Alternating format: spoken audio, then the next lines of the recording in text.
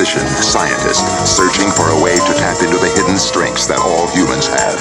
Then an accidental overdose of gamma radiation alters his body chemistry. And now when David Banner grows angry or outraged, a startling metamorphosis occurs. Hello everyone, thanks so much for joining me here today as we get to talk about one of my favorite subjects, comic books. My name is Jose. I love comic books. I love talking about them. I love sharing them with you. Feel free to follow me on social media if you would like. Links are in the description below. I've also posted a link to the Marvel fan site that'll have plot synopsis and character bios for this issue. So we are continuing our run through Peter David's Incredible Hulk. I have a Hulk playlist. I have John Byrne's full run in there. Most of the how he turned into the Grey Hulk there, and all of Peter David's run up to this point in there. So we are going to look at Hulk 341 from 1987, written by Peter David. He's one of my faves, and drawn by the one and only Todd McFarlane. This is McFarlane's second issue as artist. I covered 340 with Wolverine. That was his first inking job. And we look here at this cover here, and one of the things you're going to notice here is that McFarlane is not really spotting blacks at this time. You see it's all just hatching and marks. No blacks. We all know, of course, he does eventually modify that and starts adding some blacks along with the hatching. But right now, when he started inking, he just kind of went to this hatching style. So, which is very interesting. Eventually, he does become, like I said, a more organized inker and spotting more blacks. So, all right. So, these two guys are looking for two cows here, and he eventually finds them dead. Now, this does not look like a cow at all, but that's all right. So McFarlane can't be perfect at everything from the get-go. So they find the carcass of the cow. The cow's partially eaten, and so this guy goes, we got some kind of predator in our hand, and he goes, a predator?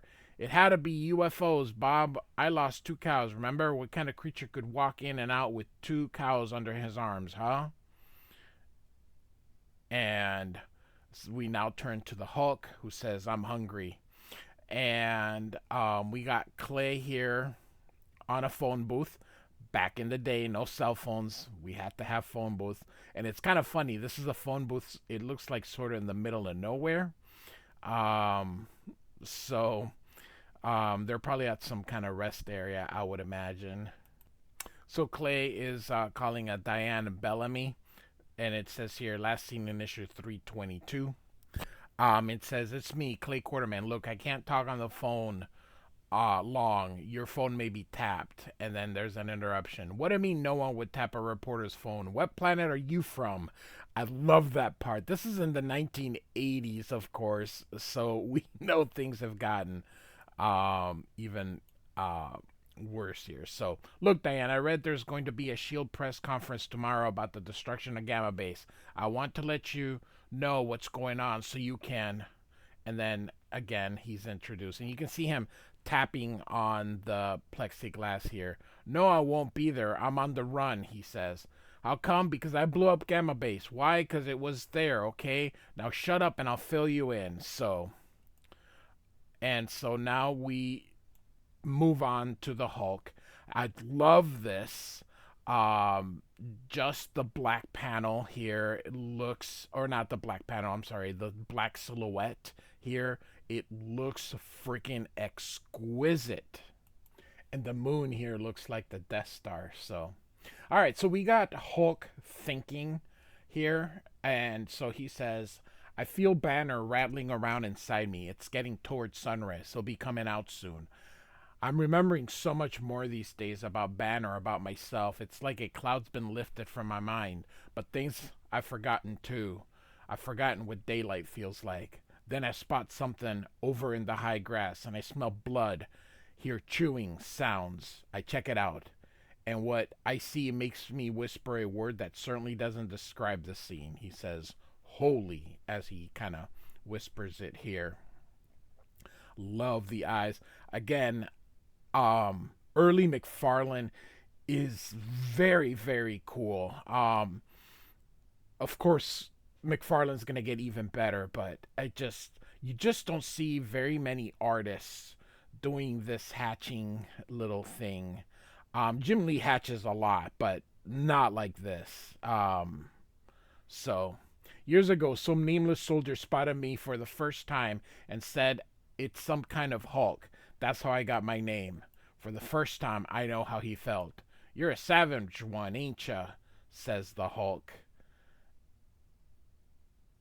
And so here we got Savage Bull, and we get our credits, Peter David and Todd McFarlane. And again, no heavy inking, just he's probably using a pen, fountain pen of some kind. He's definitely not using brushing, so he's just away. Oh, sorry. The Savage Bull doth bear the yoke. So, all right. And the thing says, Savage, help, Savage. And Frank Miller and Todd McFarlane are the best two at vertical panels. And Hulk says, help you what? Floss? And the thing says, help Savage, and Savage will share kill. And Hulk says, forget it, I'm hungry, but not that hungry. Now get out of here. You get on my nerves. You hear me scram. And so Savage goes away. Humans have a saying when they feel weird. Someone just stepped on my grave. I think someone did a fandango on mine. And so we're back to Clay here. And so Clay says, that's that. Now it's just an hour's drive to my brother's house. By that time the Hulk will have changed back to Bruce Banner. And say, where is the Hulk anyway? And Hulk goes, right here. And as he taps Rick here, geez, don't do that, okay? What's wrong? You look like you saw something strange. And Hulk says, no, nothing strange. And we're in a house here. I can't get that creature out of my mind. It talks so it's more than an animal. And so we see here the Hendersons. But the way it ripped that cow apart, it sure is less than a man. And you see someone says, hold it. And he turns around. And the guy's like, get back, Martha. It's some kind of wild animal. And the kid's like, kill it, Dad. Kill it. And so the dad complies and shoots. And we see Savage here. Again, when you look at just the rendering, and you look at what McFarlane kind of does now, it's you see it there. You see still the cartoony, the eyes, the stuff, but he's kind of figuring out. So anyway, the bull rushes the Hendersons here, and now we are at Clay's brother's house. So this lady here says, Clay, my stars, why didn't you tell me you'd be in Kansas? Only thing worse than a brother-in-law who you never see is one who never tells you they're coming. And Clay says, it was kind of unexpected, June. Is Alan home? Inside eating breakfast, which is where you should be. Who are your friends? He says, Rick Jones and Dr. Banner. A doctor? Oh, good. Little Jenny's got a cough. And here's Clay's brother here. Well, little brother, it's been, what, years? Not enough, mind you. Now, Alan, be nice. Shake your brother's hand. So, good to see you, Clay. And Likewise, Alan, because they're pressing very hard here. So apparently there's some tension between them. And so Clay says, "You haven't lost your grip, big brother, or your chutzpah, Clay. You must want something, only to find out how you're doing. I've been worried about you," he says. "Ever since you gave up computers to become a farmer. Your concern is touching," says Alan. "If you must know, I haven't given it up completely. I've been tinkering with a homegrown rig for years now. Started with an IBM PC and a modem. Expanded when I could afford it. Come on, I'll show you," he says. You always were a whiz, Alan. Still am. Check it out." And so he says, "I've sold a few programs. I've developed a small fortune off them. Games too. Pays the bills during a slow harvest. Plus, I have a database with grain forecast, market analysis, weather predictions. Tomorrow's farmer today. I can do just about anything with this setup."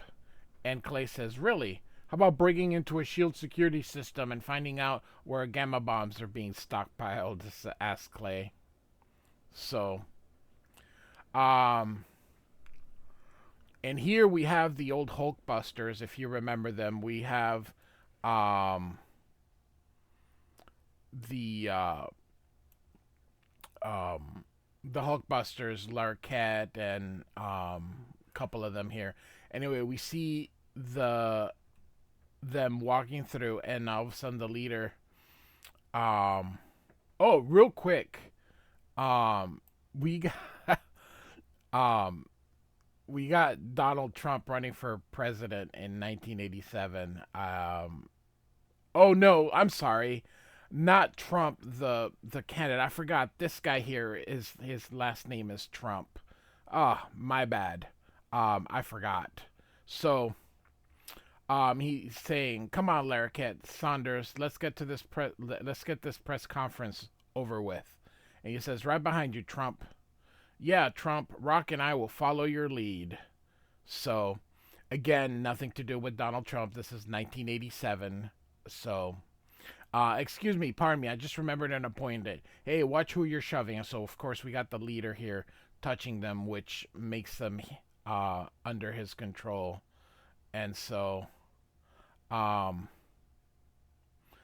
and so here's that Diane Bellamy here. "Is it true that the Gamma base was blown up by Clay Quartermain, a SHIELD operative who is now a fugitive?" "What? I mean, let's wait for the press conference, okay, miss?" And so, "Isn't it true that Quartermain was concerned that the government is building gamma bombs, a concern shared by Bruce Banner, the bomb's inventor? Wasn't SHIELD involved in a cover-up rather than this becoming public knowledge? Now, just one. How about it, Trump? Is it true? What does Nick Fury think?" And of course, we see the leader smiling. So, and so back at the farm, "Let me understand. You don't want to go to your pal Nick Fury on this because you disobeyed orders directly from Fury's bosses." "Right. I don't want to put Nick in the middle of this. But your own brother, no problem, Clay. Breaking into the government files, that's espionage, maybe treasons." And Clay says, "Only a little treason. Come on, Alan. You could be doing something important, saving millions of lives. Look, what's the obsession with the gamma bombs? What about the other bombs that exist?" And Bruce says, "Disarmament has..." Oh, sorry. The guy says, "Disarmament has to start somewhere. Oh, hi. Bruce, the thing is, I created the gamma bombs. I can't let such a destructive weapon that I created exist. Not after..." "Wait a minute. Bruce Banner, the Hulk?" As he points at him. "Geez, who are you to talk? That weapon you made would only inflict a fraction of the damage that the Hulk has already caused. And you want me to risk everything just to assuage your guilty conscience? What'd you think that bomb was for when you first made it? Personal kicks? You can just for..." And he's about to say, "Forget it." And suddenly June's yelling, "Alan, come here quick." One of the things I like about Todd McFarlane is he at least gives you a little bit of backgrounds, and I love it just to give you the setting so you don't forget you're in a Kansas farm here. So, June, what is it? We heard you shout. What? You're ashen. What's wrong? I just got off the phone with Hilda Kramer. The entire Henderson family's in the hospital, all torn up. Sam Henderson nearly trampled to death. They said some sort of horned creature attacked them. A wild bull looked like a bull, stood up like a man. And Bruce hears, goes, "Oh no, the Hulk encountered it. Figured that for once he didn't attack something on sight. Those people might be all right if he had." And so Alan says, "If you know something about this creature, Banner, you have to tell the authorities, state troopers or something." And Rick says, "Oh, right. They'll want to know who Bruce is. Next thing, S.H.I.E.L.D. and the government will be all over." And so Bruce looks down, ashamed. He goes, "Rick is right. I can't help you, Alan. I'm sorry." And Clay says, "Maybe not. But the Hulk can. Alan, how's this? We'll send the Hulk after the creature if you get me the information we need." And Bruce is like, "Now just one." And the other guy goes, "You blackmail your own brother on something like this? Forget it." And June says, "Alan, wait. If these men can somehow find and stop that creature, do what they want." So, trade one creature for another? No, Clay. It's out of the question. We'll find another way, says Bruce. "There is no other way." And Bruce says, "I won't be a bargaining chip." I love the glasses. Just and Clay grabs Bruce here. You can see, and he's like, "I've had it with you, Bruce. Don't you get it? We're on borrowed time. We can't stay one step ahead of S.H.I.E.L.D. forever. I put my neck on the line uh, for you because I didn't like what I was being ordered to do. But you block me on this, Bruce, and I'll kill you myself." And he says, "I don't like what you're becoming, Clay," says Bruce. "That's pretty funny considering the source. We are what we are, Bruce, and no one should know that better than you." And he kind of smacks him out.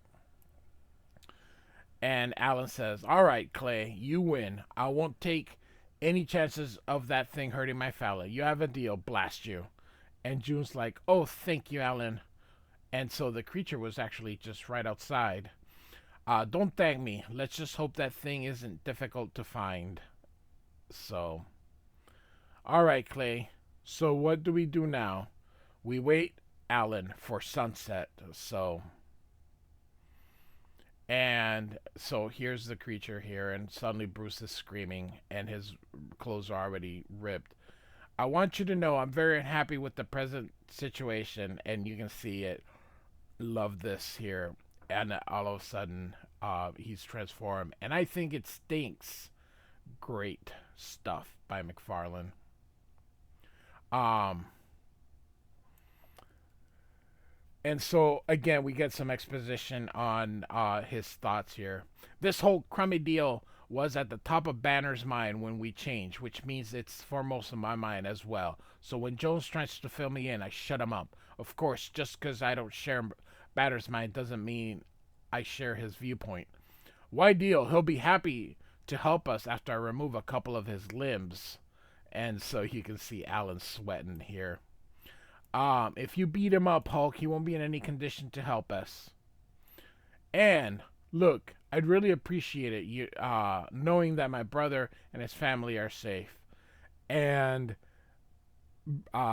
Hulk says, Sure, Clay, what the heck?" And Rick Jones goes, "Uh-oh, he's smiling. I knew you'd listen to reason. By the way," and he flicks him, boom, and shows that he goes, "That's for your attitude problem." This Peter David is a fantastic writer, and the humor that he inserts into serious situations is impeccable. He now there is that Wolverine story, and I've covered it with Sam Keith. That the humor did start to get a little too, you know, whatever. It was just it seemed a little forced, but um, it's a trope of his. Um, Peter David understands humor. He gets it. He had a short run on Spider-Man. I think he should have had more. Actually, he's had several short runs on Spider-Man, but I know that he was in the '80s in Peter Parker's Spider-Man that he did prior to Hulk, and then he had the Friendly Neighborhood Spider-Man. So he's had a couple, but I just think he'd be great at Spider-Man with his humor. So, all right. And Hulk says, "I'll be back," and he says, and Rick says, "Great, now he's the Terminator." And he goes, "Clay, you okay?" And Alan's like, "Come on, Clay, wake up." And so, um, Clay's like, "But I don't want to go to school, Ma." As Hulk leaves, and of course, Savage sees him leave, and Clay's like, terrific. Let's get him in the, and he was gonna say house, but he goes, oh, guys, we're in trouble, and that's no bull. Alan, run! It's going to charge, and so, uh, Rick's gonna distract them, and June runs aside, and he goes, Hilda, it's here! Hurry, help, help! And so, Rick Jones says, bizarre, isovirus, scrolls, Kree, and dire rights, and I'm gonna buy it stomped on by Ferdinand here. Hold it, he's not charging, just staring at me. It's weird. He kind of looks like the Hulk used to before he and Hulk lands here. One side, Jones, looking for you. I spotted Savage right after I took off. Savage, yes, help Savage. He talks. He says he wants help.